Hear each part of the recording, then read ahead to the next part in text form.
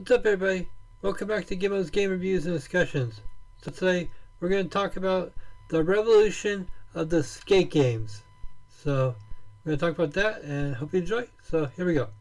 In a time when the gaming world was getting burnt out on shitty Tony Hawk games and a lack of skateboarding games in general, the games depend on who you ask. One game was developed and released that blew the world away and took not only the gaming community but the skate community by storm. And that game were the skate brand games, especially the first one. The skate brand games were revolutionary because of their flick-it controls. The skate games utilized the sticks on the controller, which ultimately gave the game a more realistic feel to it. You had to ollie at the right time, angle, and speed to land various grinds and tricks. No more hitting a button or buttons to land tricks. Now, to land tricks required some skill, and gamers loved it. For instance, you had to land on an obstacle to grind, not just hit a button, and to do flip and grab tricks, you had to use the flick-it controller sticks and move them around to direct the skater's feet to do the tricks, not just mash buttons. Before the skate games, skateboarding games were simply just the arcade style of controls and gameplay, but the skate brand games threw all that out the window in favor of a more radical, revolutionary, and realistic feel to gameplay. Now, the graphics, while iconic to the skate brand games, weren't revolutionary or anything.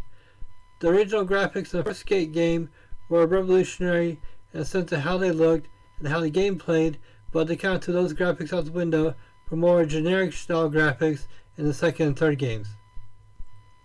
And they looked just like your average run-of-the-mill game graphics of the time. The creative skater clothing, shoe, hat, board, and accessories choices were very limited in the beginning, but more choices were added to the creative skater as the games progressed. But you can never wear long hair with beanies, or most of the hats, in any of the three skate games. Bummer. I mean, we all want to do that. So in the end, it's a shame there never many more skate games after Skate 3, but in the end, we were very blessed we got the 3 skate games that we did. For a time when the gaming world was burnt out on shitty Tony Hawk games and lack of skateboarding games in general, the skate games revitalized and breathed new life into a genre that had been growing stale from a lack of good quality games and skateboarding games in general. And with the flick-it controls, ushered in a brand new era of skateboarding games that would follow in the skate brand games' footsteps. Session, Skate XL, Skate City, and many other skate games. For ultimately, the skate games changed the face of skateboarding games forever. So thanks for watching. Hope you enjoyed. Later.